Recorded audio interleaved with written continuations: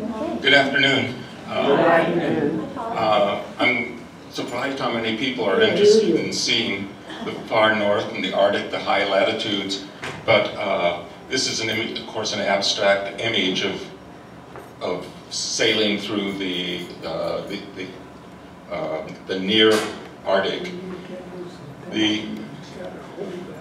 I'm going to present a map of the Arctic, and the reason I'm showing this is because I think probably not everybody's going to be familiar with what it looks like from above. This is what the green is Greenland, the orange on the right is Russia, the orange on the left is Canada, and the yellow is Alaska. And in the middle, what you're seeing, of course, is the summer ice. The winter ice will extend out all the way to the continents. But I'm supposed to have a pointer. Oh well, what you see above to the left of Greenland is the Canadian archipelago. And most of what I'll be saying takes place in that broken group of islands that you see there.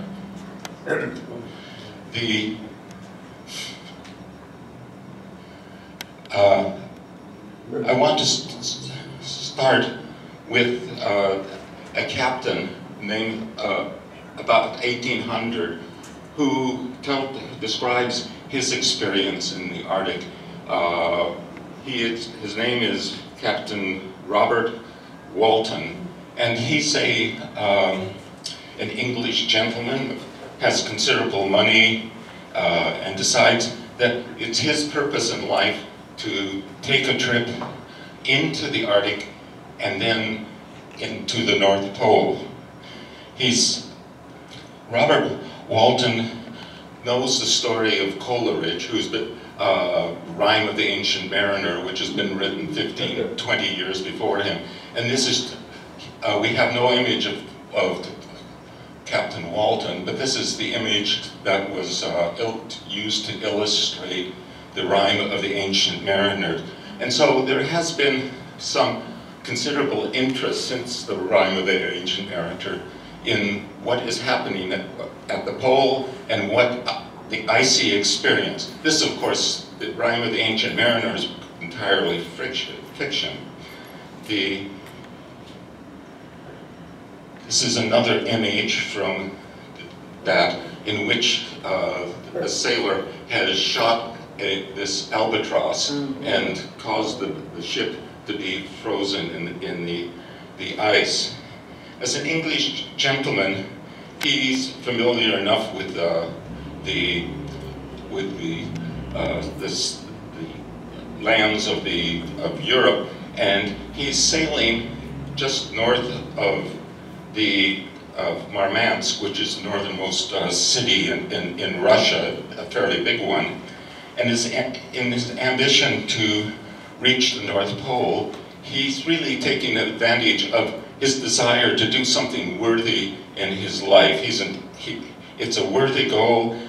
He's not interested in commerce, and what he sees out in front of him are islands of floating ice, and these floating ice, which he calls ice islands, or what we now call floes, they're all broken up with water in between them. And out on these ice, he sees an apparition, turns out to be real. It's two men, each in sleds, one chasing after the other. And he can't make any sense out of this. And so he races up to the smaller man and pulls him on board and listens to what he has this explanation for what he is doing. He's trying to kill the larger man in front of him. His name, as some of you know, is Dr. Frankenstein. Dr. Frankenstein dies on the spot, and we'll now move into the non-fiction area. But anyway, that whole part of Frankenstein has been forgotten. Yeah. But what Captain Robert Walton knows about the Arctic is what the author knows about the Arctic. The author is Mary Shelley, seen here, somewhat older than when she wrote it. She wrote it when she was 17, 18 or so. The book comes out in 1918, and she's a very young girl. So what she knows is, of course, what her community knows. Her explanation that she provides for our fictional Captain Walton is the reason for being there is that anything is possible in a country, quote, of eternal light. And this is England in 1918. It has just defeated Napoleon. It has assured its future. It will have access to the continent, which would, to France and Belgium and the Netherlands and Italy and Spain, and it will dominate all of those. It's a very optimistic country at this point, and it's reflected in this situation of a country with eternal light. She has the North Pole on her mind, like many people in England. She knows that the North Pole is a great prize. She knows what the Arctic Ocean looks like from stories that she's read even at the age of 17 or so.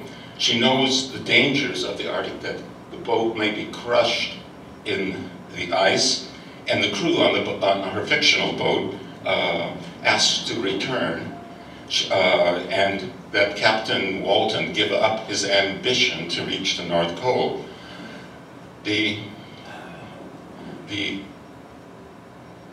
I think the origins of all this, I think the origins of these thoughts really go back several hundred years to Marco Polo.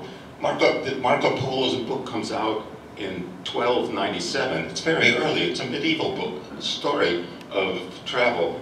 And I've just done this course, this travel with Lowell a few days ago. He's telling a story to a man named Rustichello, and they don't publish it. It's impossible to publish at that point. It's written up as manuscripts. And to give an indication of just how interested people are in the real world and the exploration, there are still 150 handwritten manuscripts from 1297. This is more than the number of copies of the Gutenberg Bible by about a multiple of 3.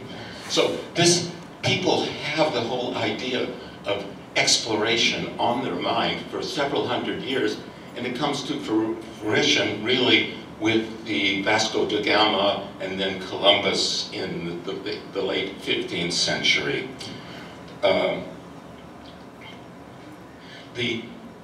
I think in the 500 years between Marco Polo and Mary Shelley, a lot has happened.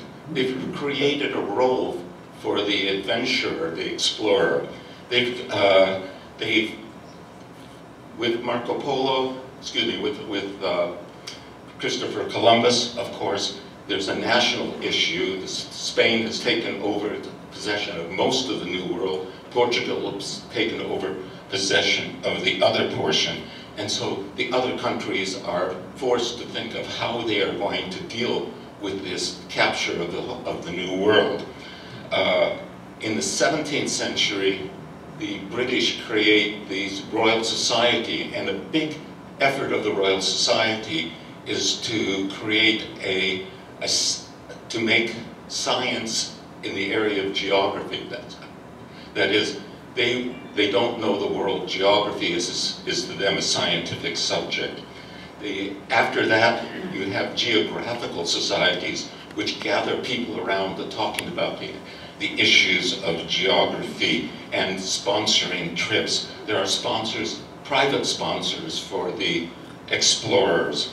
There's there's also, by the 19th century, newspapers that are paying people to go out and do exploration. And behind that are some map makers who want to have the newest information. And so you create a public interest in what the world actually looks like. They don't want to look at a world or a globe that looks like a head with a yarmulke, a white yarmulke on top that says information unavailable. And I think there's two parts that for which no pictures would ever come out provide. There's a curiosity everywhere in the world about what the world looks like, and there's the ambition of the explorers that we have to take into account. This is an early world map. It's 1507. But even earlier is Britain sends John Cabot out to look for a way around the Spanish and the Portuguese duopoly of the New World. They know that they can't get through those two possessions, and so the British think about going north into the Arctic. So, and that happens almost immediately.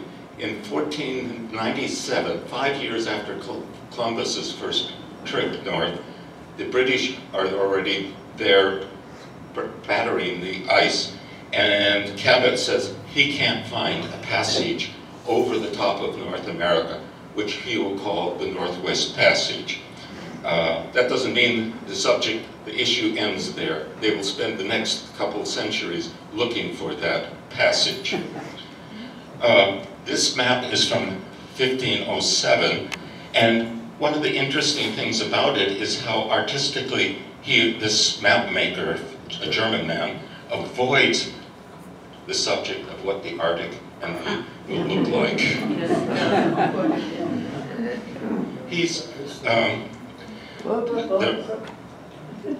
There are no Arctic regions, and Russia is going to do something dissimilar from all the Western countries. It's going to try to find a walking route to the east, and so that, and the Western countries will have to see if they can get around the top of North America. And you'll notice on the far left is what this map maker thinks the New World looks like. It's this long island-looking affair. And although they put in, of course it's not anything like the North America or South America that we know, but he puts in a passage through this. This is the first map that uses a word similar to the name of America. It's 1507. This is a map that's made in the 19th century, and it's much more a scientific map, but it has an enormous anomaly in it that I'll point out in a second. This is a map of water flows into the north and south, and what you see above Europe is the Gulf Stream flowing prodigiously into the Arctic Ocean, and a little bit through the Straits of, the Bering Straits to the left of North America. And the reason that this map is being made is to show that, well, he says supposed open sea, the open polar sea is a common idea, and what they think the polar sea looks like is like a huge pool of hot water. And so these two issues, the Northwest Passage and the open polar sea, drive their ideas and keep them sending party after party out into the north to find how to get to the Orient by a reasonable route. Neither of those exist, and yet they both are held as possible or probable ideas, in spite of the fact that there is no evidence and huge amounts of evidence against the idea.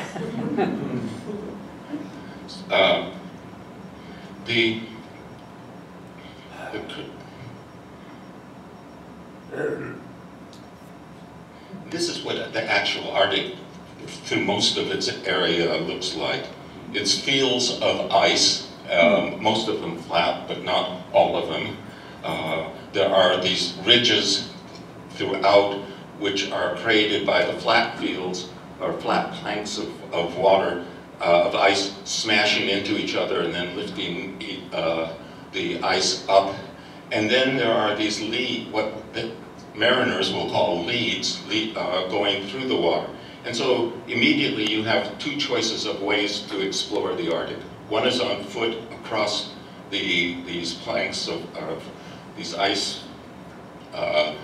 islands, and the other one is, of course, to sail up the leads. If you try to walk across the Arctic into the North Pole, you will, of course, run into the water, and that will stymie you about what to do, and you end up spending lots of time waiting for it to refreeze, if it will. And if you take the water path in a boat, what will happen is that you will freeze in place in all likelihood if you're there late in the summer. So either way, the two possible paths into the Arctic, both of them have serious problems. The English, being an island and a wayfaring country, chooses to go with the boat paths. And this is what happens, at least in the imagination of the Romantics, that nature, this huge force, unfathomable largely for its power and its persistence, crushes the boat of the person that challenges it. This is a very famous artist of the time by the name of Friedrich. This is what the English drawing of what being in the Arctic is like. And I bring your attention, of course, to the two men down at in the front of the picture with these hats, strange hats of the British Navy on. These are British officers, and this is made a few years after Mary Shelley writes the book. These officers are dressed like they could have served under Admiral Nelson at Trafalgar. They have woolen uniforms. This is how not to dress for the Arctic. And as you see, of course, the Inuit nearby, who are dressed in skins. The reason that the English have inappropriate or unsuitable dress is because they don't want to dishonor themselves by walking around in suitable Arctic attire. What will happen to them is that they'll sweat in their woolens. The sweat will freeze, and they will die. Behind them, the person in black is an Inuit, and this image isn't a very good one, but he's wearing an English top hat. In the background, of course, you see a rather threatening show of stone or ice, and of course on the left you see the English ships.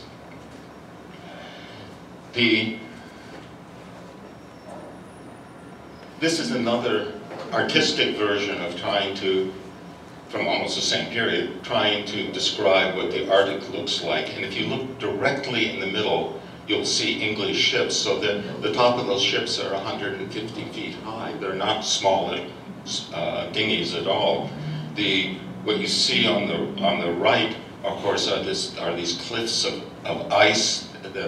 This is a threatening environment. On the left, you see this iceberg, this enormous thing that's about to turn over, possibly turning over the ships themselves.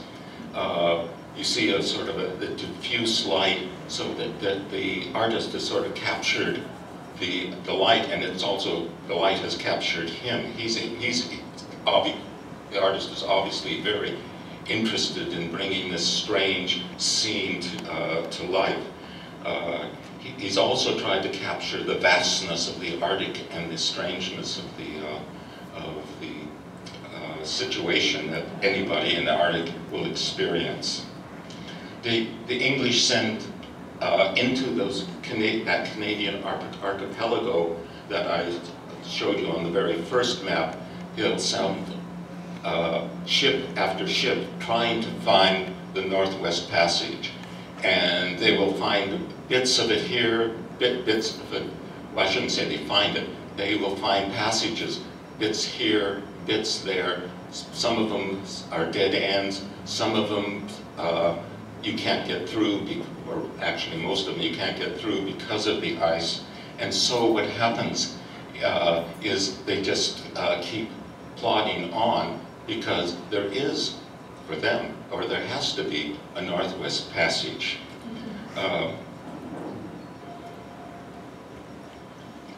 This is Sir John Franklin. As I wrote here, sometimes the man who's sometimes known as who ate his boots. An idea that, of course, is expropriated by Charlie Chaplin in his movie about the Arctic, about Alaska. John Franklin in this picture is about 59 years old. He's really too old to be doing this job, or leading an Arctic expedition. This is a 1948 daguerreotype, which explains why it is so difficult, so the contrast is so low in it. And it's just that the process has just been invented. When I looked at Google for the names of Arctic explorers, it lists approximately 225. And since I know more names than Google does, I'm sure there's a lot more people out there who should be on that list. And this is from, let's say, the 17th, from the 18th and 19th century. If you also take in that some of these explorers go on several trips to the Arctic looking for that Northwest Passage, the list grows, and it grows many more than that, because there are whalers out there. There are many more whalers and fishermen and sealers out there than there are English explorers. They don't record what they see or what they experience, and so there has to be, if you're going to have a science of the Arctic or exploration, you have to have somebody like the English Navy out there to do it. Sir John Franklin is chosen after a search is made. And let me just describe how this search occurred. Two of the first people selected have the proper qualifications, but one says he's too old, and the other one says he wants to stay with his family. Okay. Now another one is considered, but he's decided to be too youthful. Another one is looked at, but it's decided he's too argumentative. And I thought about this for a while and then realized there's a fair number of mutinies on boats. Argumentative might be a disqualification. There's one more that's considered, and he's rejected for, first, of being humble birth, and second, for being Irish. So, John Franklin is chosen. He's had experience, and even though he's 59 years old, they decide to go with him. This difficulty of choosing a suitable crew persists in all navies of the time, as far as I can tell.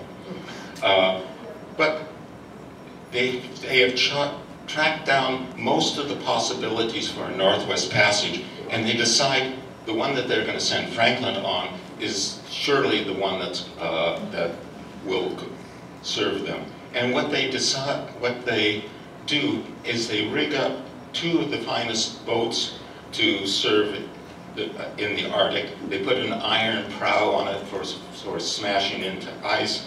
They put iron cladding on the sides because the ice scraping on the boat has a severe effect. They put I think what is the first steam engine into a British boat, and it can drive it at about 4 miles an hour. And because they have lots of hot water, they decide they actually heat the boats. And so there are pipes running throughout the boat. And it's also because they're pretty sure this is going to succeed, and they want a proper fleet, a grand fleet to go with their grand event of succeeding to find a way to the Orient.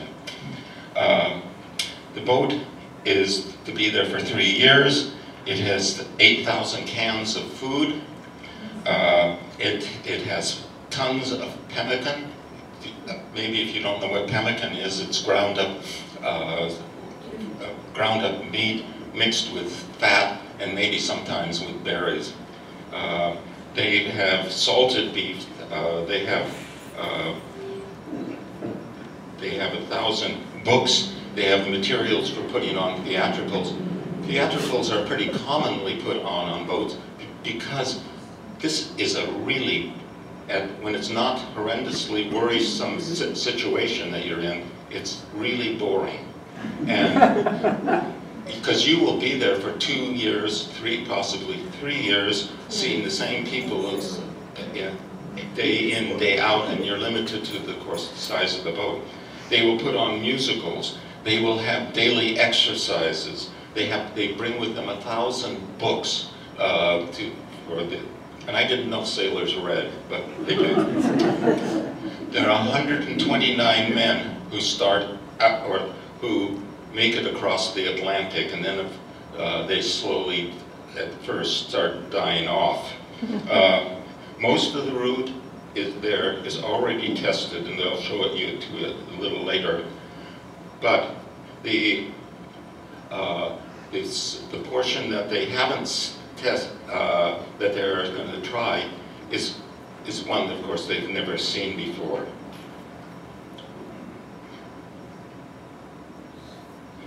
This is Lady Franklin. She's a very much younger woman than her husband. Well, I can't say that. She's much younger than her husband. And after about 2 years, she becomes concerned about what has happened. She hasn't heard anything. No information has come back from other boats that have seen the Franklin party. And she starts lobbying the Admiralty, and she's quite persuasive. And then finally, after 2.5 some years, she gets them to send out 3 ships to go look for the Franklin. And they don't come back with any information. One of the ships you will have has a recent appearance in our news. It's the Resolute. The Resolute went out, had a bad end. The materials for the Resolute were shipped back to London and made into furniture. And the Resolute desk that Trump used, and I don't know if Biden uses it, is made out of the remnants of the ships that went to look for Franklin.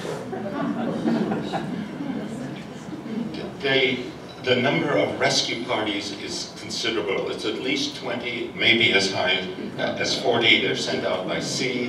There are people in Canada that go searching for them. They are naval and they are private. And it brings international attention to the quest for to find some remnant of and eventually, even within a couple of years, they find a couple of things that are going on. But you can find in French chocolates of the time little cards that show diagrams of, or show drawings of the Franklin. They're very worried about this, not only in England. The British sent £20,000 reward for information about the Franklin. That's about $2 million in today's money. So it's 2 million pounds in today's money. And the nothing comes back for a first couple of years. This is what happens to the Franklin. Something happens, and I don't think we even today know really what happened. But John Franklin, we know, died fairly quickly within a year or so. Eventually, maybe in 2 years, the party, the people that were left, decided to head south and rescue themselves. The boat has been unable to get through the ice, not only in the first summer, but in the second summer, and not afterwards either. And so they set out by putting this lifeboat on top of a sled. 105 men approximately start out pulling the boat southward. The next stop for civilization is 800 miles away. And they, of course, as you see here, aren't able to do it. They encounter some Inuits along the way, the men from 4 different families who aren't able to support them. And in fact, the land is far too barren to support them. But the party is simply too large to live off the land and go south. And as I said before, we really don't know why they headed, why they didn't just stay in place, or at what point they decided went. But one of the reasons that they couldn't live off the land is sailors don't know how to shoot. And it's another indication of the difficulty of selecting a crew. And I was thinking about this myself, and I don't know how, if I were in charge, how I would put together a crew.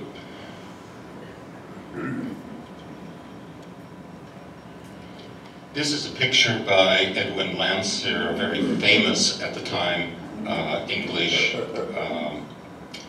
painter. Mostly did pictures of stags on hilltops or English dogs or racing horses and such. But his popularity is an indication of just how common talk about this was at the time. You see these polar bears feasting on the situation. I know it's not quite an exact parallel to what happened to the Franklin party, but something like this has happened in our lifetime too, not many years ago, with Malaysia Flight 370, which took off, of course, from Malaysia, headed for China, seemed to turn south, and has never been seen again. And a huge part and the news has spent months and years talking about what this is and remembering its anniversaries and such. So we're not free. You get an idea, but this is a much bigger event in European history than the Malaysia Flight 370. About a quarter to a half, I've seen different figures, of the people who went out, or the parties that went out, failed. And failed means that the boat sank, or that that people didn't come back. So this exploration in 1850, 1870 or so is an extremely dangerous thing.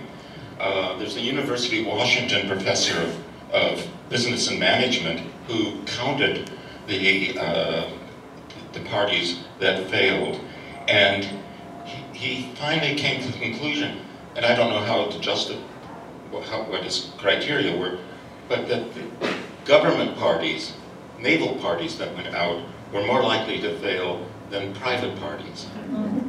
And he thinks the reason is that the government-led parties, there isn't a close enough relationship between the purpose of the trip and the reasons the men involve themselves in exploration. The tennis, nothing is really found of the boat until very recently. In the last 3 or 4 years, the boats have been both boats of this Franklin party have been found sunk in between the islands. But at the time, they wanted to make proper acknowledgement, and so Tennyson wrote a bit that is up in the. I'm trying to think. It's Westminster Abbey. Thank you, Paul. And it says, to strive, to seek, to find, not to yield. And this becomes a sort of reorientation for the British at this time, approximately 1850, that endurance and survival replace the heroic expectations of an earlier age. The English at that point do withdraw from Arctic exploration and start leaving it to others until they find a brief resurgence with Robert Scott and Ernest Shackleton in the early 20th century. And their experiences aren't much better. But it starts an era of self-doubt amongst the English that is repeated in a number of times in other fields.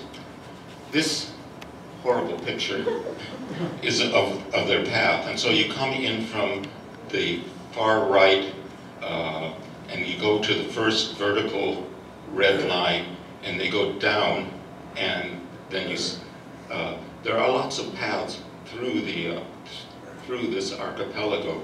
None of them are very good. They're certainly not good enough and not safe enough to justify any commerce. And so the issue is sort of dropped, and it now becomes more a matter of people who go to the north will look for renown, imperishable renown, and absolutely not until the 20th century will anybody really find it. There aren't any good ways through the archipelago. The next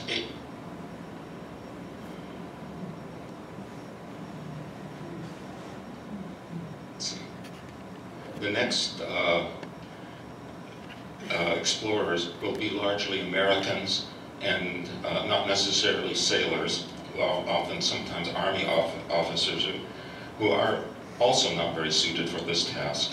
And this is an English mocking the next generation of Arctic explorers. What is happening here is a scene that's made to look like a Roman circus. That's Queen Victoria off on the far left, watching what's happening. I don't know who some of these people are, but the first group, of course, are crowned heads, which means that all the countries are involved in trying to send people into the Arctic. The people in the next tier are the newspapers. They're covered with newspapers. And what you see are posters along here. And one of those posters says DeLong. And George DeLong is an American who starts a sort of new path to the Arctic by sailing a boat into the Arctic, a ship into the Arctic, and letting it get frozen in place. But going back to this cartoon, the choice that the cartoonist provides you with is, quote, sport or newspapers. and excuse me, sport or science. Science becomes a big justification for sending explorers into the Arctic.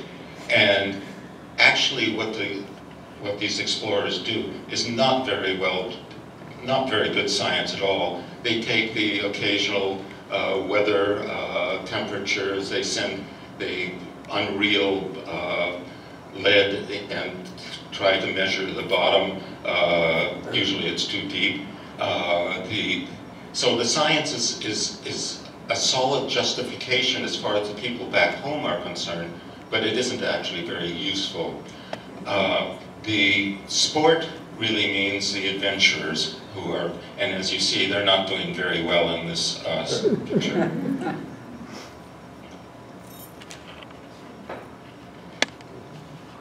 This is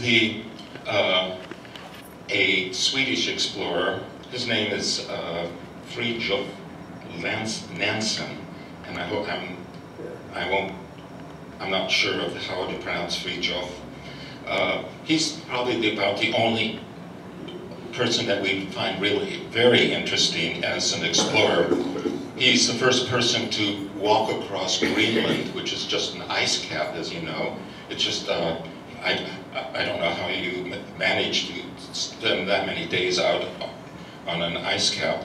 And in later life, when he stopped exploring, he becomes an international diplomat and invents something that saves thousands and thousands of lives. At the end of the First World War, when a lot of the countries don't exist and people have been banished from their own country and don't have any citizenship, he created something called the Nansen passport, so that these people would have something in hand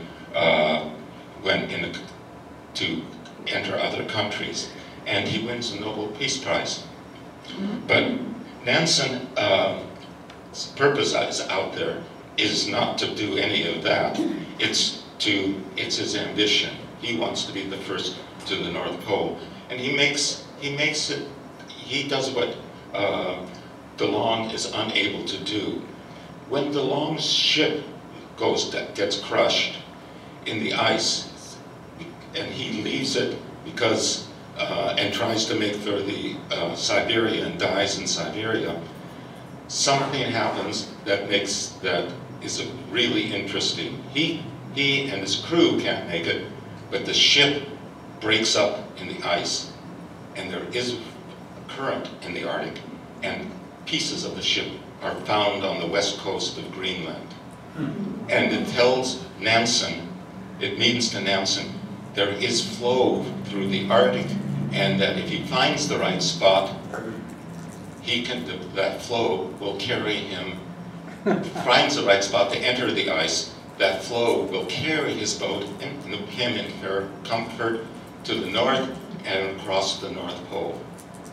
No one has ever found that right spot. And he gets up to about 86 degrees. You realize the North Pole is at 90 degrees. And he gets to within a couple hundred miles of the North Pole, and he stops moving northward. And his boat is frozen in the ice. But he is prepared partly for that. He's decided that the boat will not get crushed if it's shaped, if the cross-section is shaped like a watermelon. It will be round on the bottom. The ice will push together. When he freezes in, it will raise the boat instead of taking it apart. And that's why you see this boat over on its side. He's also made it possible for the propeller to be withdrawn from the water and the rudder to be withdrawn as well.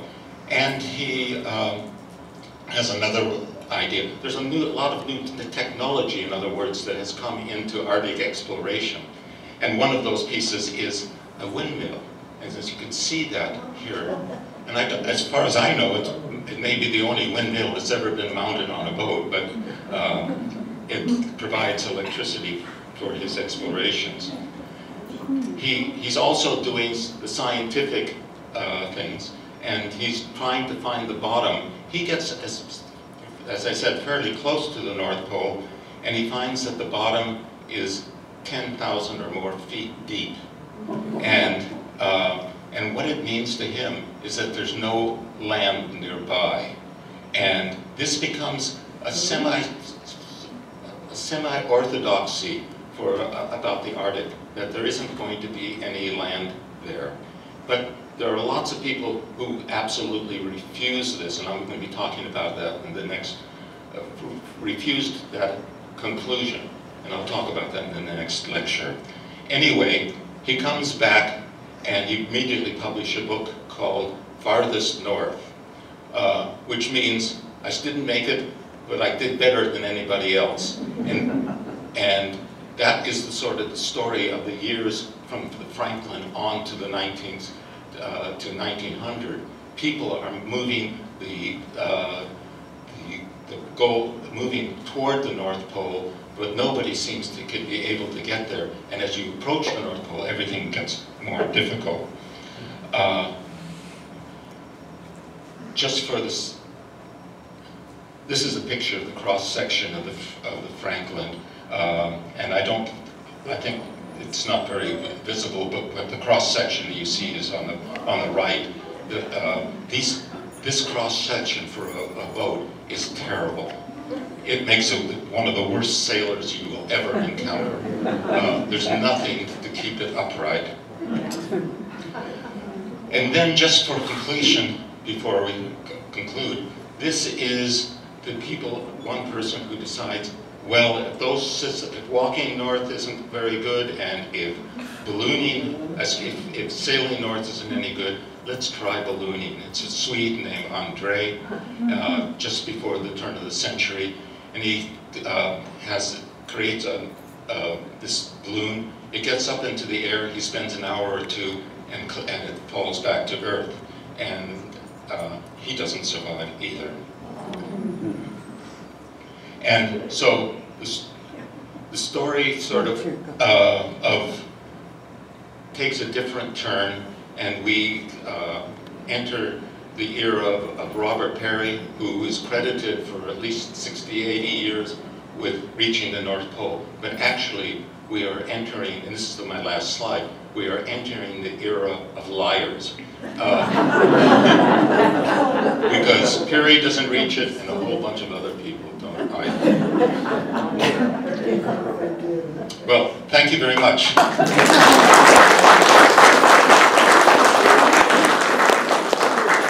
Jerry? So I would just, the issue of selecting a crew and your picture of Franklin reminded me of the selection the British made for their first attempt to climb Everest. I forget the name of the man who they chose to lead the crew, but I do remember his blood pressure. Oh. It was 220 over 180, and he died within 2 months. Okay. I think you all heard that. That would be a suggestion to the rest of us too. It wasn't so long ago they found a spot. Yeah. Well, that one ship sounded like it was sort of outfitted very much like a university house. Yeah. And when I got to the point about the cannibalism, I sort of cut it short. I had originally thought at the beginning, maybe I should give a warning, that, warning? a trigger warning, yes, that this should be only for mature audiences. But I don't think I can find a more mature audience. Did I forget about to mention capitalism? Cannibalism. Oh, well, More capitalism. when they started, the search parties went out to look for the Franklin Party, and they found bits and pieces of it, but the bits and pieces had been found already, and are encountered already by the Inuits that they met, and the Inuits mentioned cannibalism had occurred, and so now just in the last 20 years, they've been looking at the bodies, and it's very clear that cannibalism, well, let's put it in there, the reports say defleshing and disarticulated bones. And cannibalism definitely occurred. It occurred in a number of instances. Charles Dickens was, and we heard about this at the time, and was enormously incensed. Why would you believe lying Eskimos, was his point. People who had an interest in trying to make more of themselves than they should have. And it was a dishonor that no Englishman would possibly do. But the fact is that cannibalism in these situations is not unheard of by any means. So another one, how did they eat those people? Well, they cooked them. And they know this by the strangest of all. They looked at the pots and they can see that the bones have smooth ends on them. And that's from sitting in the pot cooking. Okay. Okay. Thank you for sharing. Okay. Wow. Okay. Well, it was interesting that the attitude toward the Arctic and luck, no luck, affected the whole cultures. Yeah. Yeah. Yes, and that's really my point, you know, that this is, the cultural implications of this are not small. This isn't as big an issue as defeating Napoleon or some of the other issues of the day, but it's a definite part of the fabric of our society and their society. Exploration is just something we don't get away from. Ambition we certainly don't get away from. And commerce, neither. Yeah. The Franklin Party had poison. It was poisoned too, yes. in some way. What was the poison? I don't remember. Lead, probably lead. But there's a lot of this in these recent examinations of the bodies. There's a lot of controversy of where the lead came from, how old it is, because the lead was common back home too. And they've taken fingernail clippings and what part of the fingernails, the close-in parts of the fingernails have more lead than the far parts, or is it the other way around? So they're not sure about the part that lead played in the. They also had scurvy, of course. They also had a deficiency of zinc in their body, in some of the bodies. But I'll leave it to the forensics to eventually settle it. It's not settled at the moment. So,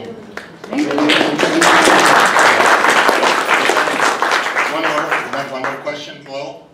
So that implies that they did find the bodies? I don't think you mentioned. Oh yes, they've definitely found several of the bodies. Okay. Thanks again. Okay.